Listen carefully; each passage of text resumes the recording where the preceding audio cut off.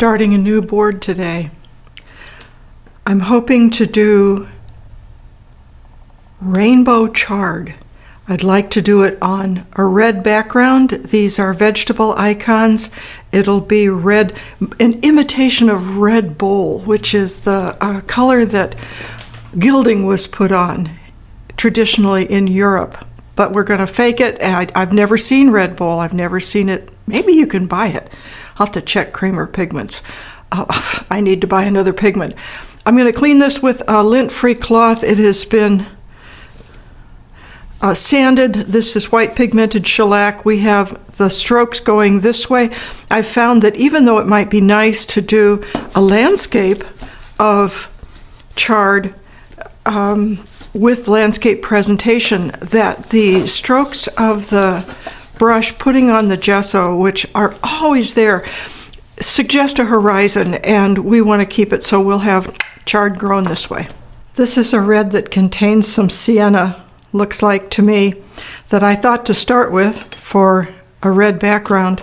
Here is a nice loose Casein solution that was mixed cautiously with our borax base. Went together easily. I don't see any lumps. We may be good, but what I do see is that what I really wanted to look at was the Finland red.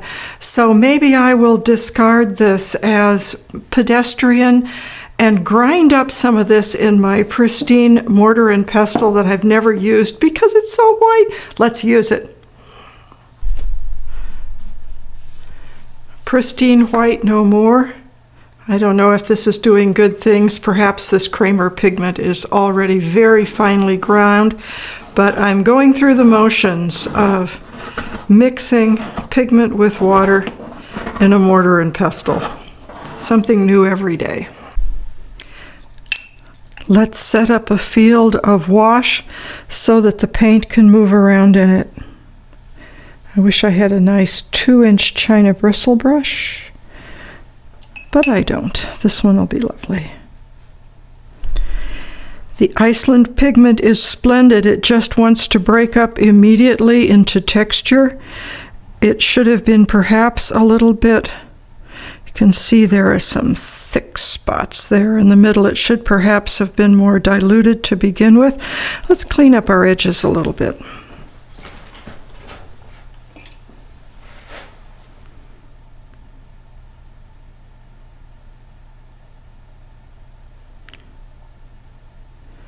Easily regrettable, easily correctable. Ooh, this stuff has to get, the brushes have to get into water immediately. This is not Casein emulsion where you can be casual about that.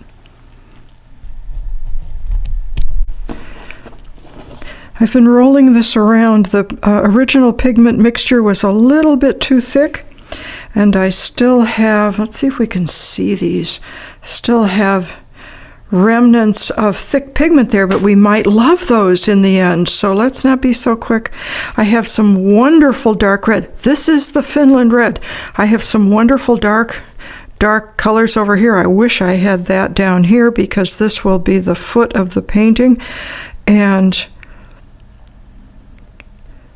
we'll see how it dries out. We've got striations here that are regrettable, but let's have lots of leaves up there. Maybe we won't be looking at these. We already have a shape coming up. I'm going to correct this foot. I got any? Ooh, I've got some more of it. Dun, dun, dun, dun. Let's do this. Right out of my no longer pristine, but this is the way. Maybe ideally you grind it on a flat surface. This is still not ideal, but it's what we have in the kitchen today. Now let's see if we can pull some of this corner off. This is always risky because you're going to drag maybe more than you want down to the corner. So let me show you what we got here with our Iceland red. I love it. I love it. But remember when I was putting, maybe you don't, when I was running a brush down here going, oh, I don't like how it quite doesn't sit here up against the line. Maybe I'll regret this. You're looking at regret. We'll work around it, but you want as few things as possible to work around.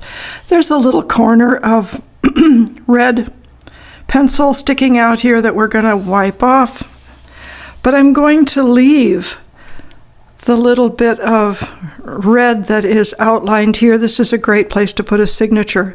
Now, the big news, where the pigment was not completely mixed in, and you're looking at someone who's not used to mixing in pigment. It didn't sit down firmly, and I touched it this morning just with my finger to make sure that if something was coming loose, it was really, and we have more, it was really going to. So now we know where the bottom of our vegetable is going to be. The vegetables seem to be all about dealing with places where the paint didn't sit down. I'm not bothering these down here because I just think they're sweet. You notice again we've got a difference in the surface depending on whether or not the medium was prominent. Let's see if we can get this in the light. There's the sheen. Whether or not the medium was prominent and floating or the pigment was prominent, this is very matte and it's not holding. We'll put something on top of it and glue it down. But the color, oh my friends, isn't this fun? Here come vegetables. Well, I think I must be crazy. How do I think I'm going to paint chard? It's so fascinating to look at. You can see why you would be entertained, because these ribs, when you look at them, when you look at the leaves from the back, the ribs reconnect. They connect with each other on the edges. It's a fascinating structure, but it's so elaborate. In order to do an icon of chard, you would have to do a portrait of each leaf. And also the ribs, well, what fascinated me, of course, is the color of the ribs. This brilliant red, cherry, more than cherry red. Poor thing, I dug him. Now I'm going to have to eat him. Obviously, the snails like my chard too. I got lots, and I thought, oh, I should put a hole in there. Oh, you should do a snail with it. I don't even know if I can do any of these. And of course, the part of the chard that you really want is the little guys in the middle, because they're sweet and fresh and delicious. So I'm stumped right now. I've got it. A friend gave me a Badger Flame Beet. You can see it right on there. It's a new variety from Wisconsin that is not earthy, but that is very sweet.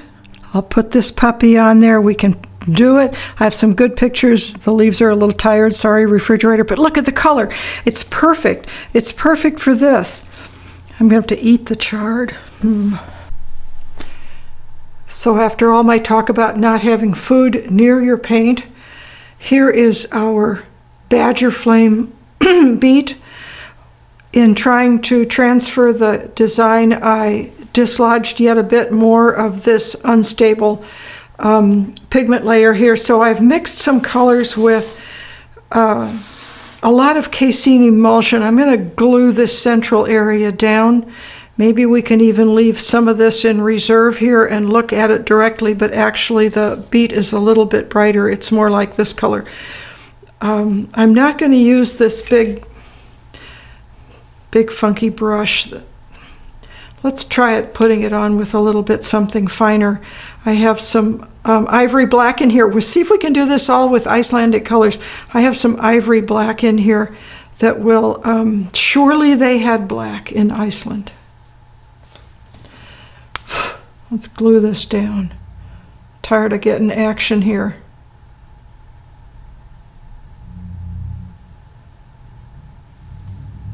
Where's my root coming out? Oh, it barely transferred.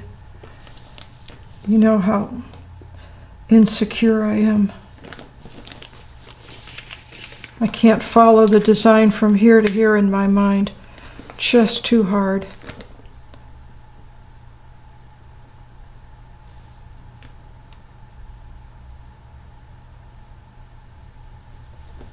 Okay, well.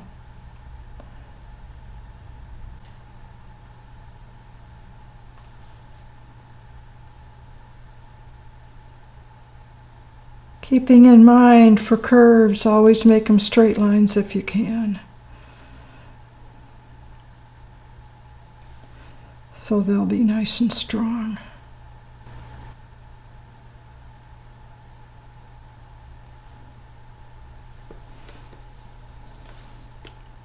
We're going to let this dry, see if we can work on top of this without it going anywhere.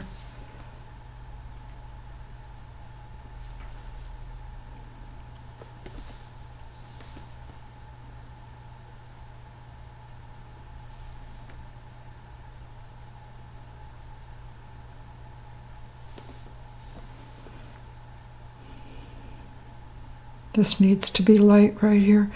Actually, the beet has some real dark spots down towards the bottom, but they are much grayer. Also, up at the top, you can see it's rather gray and white here up at the top. The rich, full color is right about here where I just painted out brown, but sorry guys, I got to make sure this is stable. Okay, we're going to let that dry. Okay, I added a little bit more of this and that.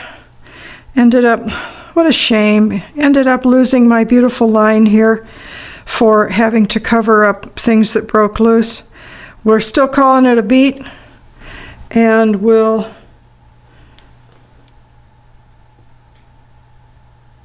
oh, another thing you have to note, this is both wet and dry. When Casein dries, it dries lighter than it is when it's wet, but when you varnish it, it varnishes back down to the original dark color that it was when it was wet. So once looking here, I'm thinking, oh, this is completely the wrong color. In fact, this is dried, and so it's lightening up. We'll see what we got when we get there. It needs to dry. My poor beet is getting really tired, sitting here waiting to get painted. I'm interested now in the areas that are attaching to the actual tuber that we eat. This gray business here, I'm going to see if I can get it by carving the paint away. The puddle that we made is dysfunctional in some ways because ideally you want the paint surface to be shaped the same shape as the actual fruit that you're doing or whatever it is, and this is got interrupted by all kinds of stuff. Here we've got piles of paint. The area where the paint flaked away is lower, but I am sanguine, as they say, because in my opinion this surface right here really looks like a badger flame beet. The color was achieved with raw sienna and cadmium red, but if you look at the top here, you have a similar sheen. This is just a little bit more yellow. I love the contrast.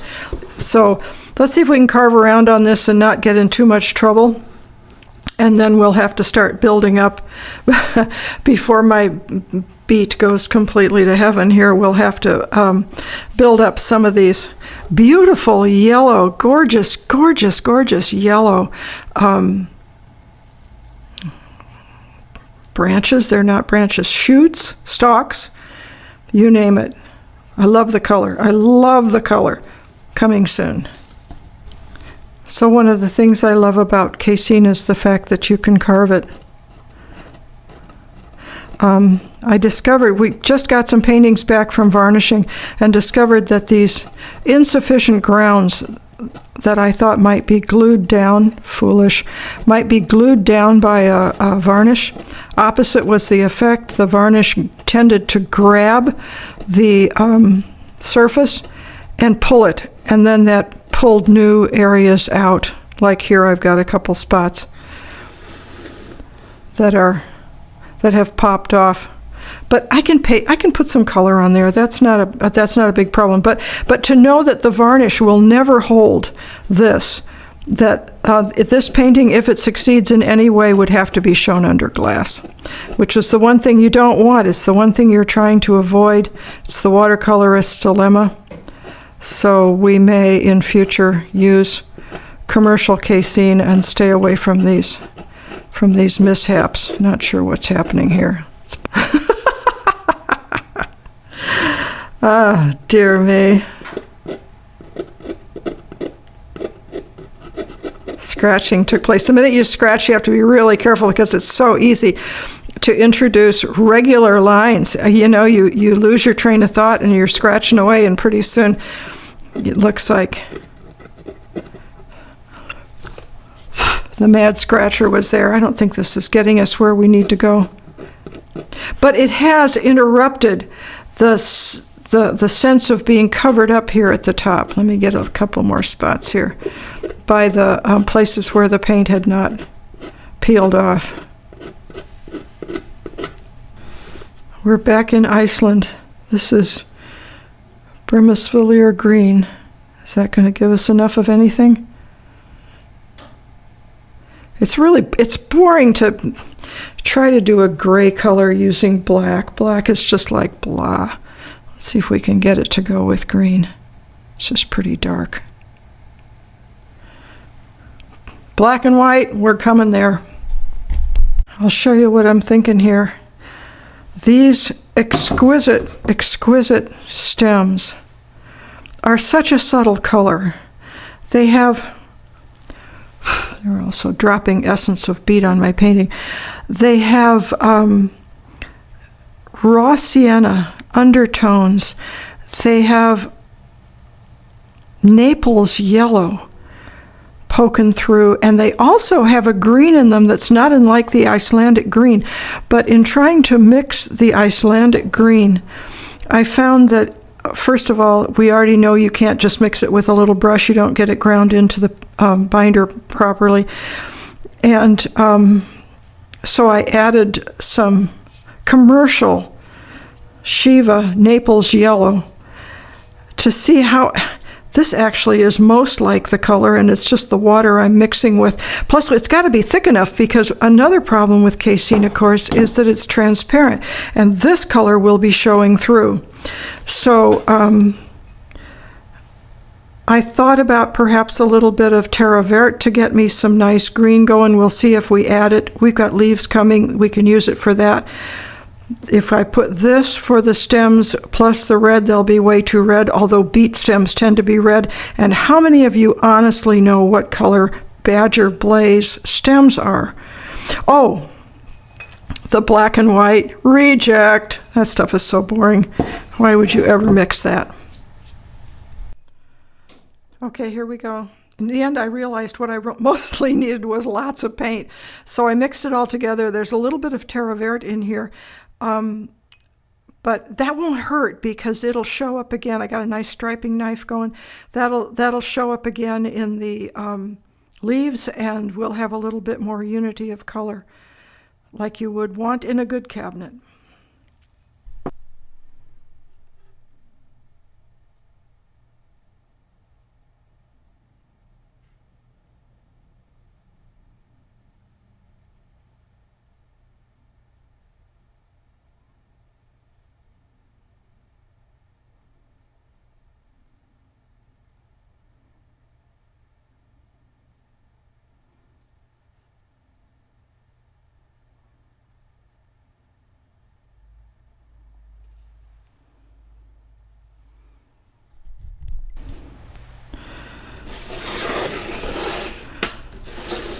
Hey, I like it. All right, we'll put some leaves on there and build up a little bit more color here around the bottom. Then we need to let's get the root going. Oh, maybe the black. No, I'm not going to put black even in the root. Boring.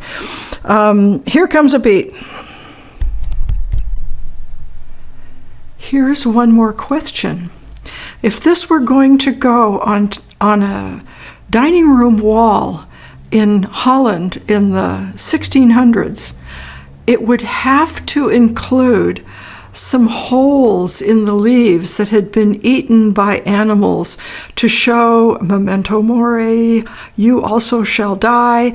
And I hate to do it, but it's actually part of the genre of paintings of vegetables to go on your walls, that they also include the idea that the plant will be eaten, we will be eaten, and so we should love life in the moment.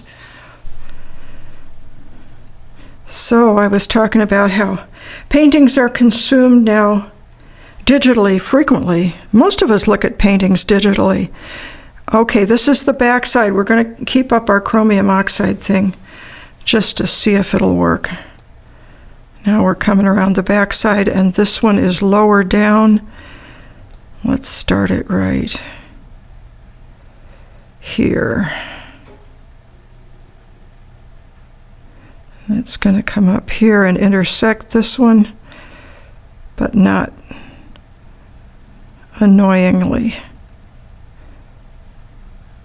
Why is it shorter? That's a good question. Thanks for keeping me company while I do this. I appreciate it. I've been, like I said, when the little baby beet turned out so surprising and beautiful down at the bottom, I began to be leery of adding anything to the painting. It had to have the leaves, or it didn't have the right sense of growth and all of those good things. But you get nervous, right? You get nervous about adding things when a painting is very good, rather than, obviously, the universe is shining on this one. Why am I worried? Okay, here's our baby, all dry. I think the leaves are definitely a success. Yes, you can see where the red leaves off and the white pigmented shellac continues. However, because of the semi-transparency of Casein, they look very mottled and very, very lifelike. So that's pleasing. I added a couple of tiny little guys here because that's how they grow. They get little leaves that grow up out of the neck of the fruit, so to speak. Very happy. The signature is invisible from about 2 feet away and more, which I really like. And yet, if you want to look for it, there it is. So, baby beet.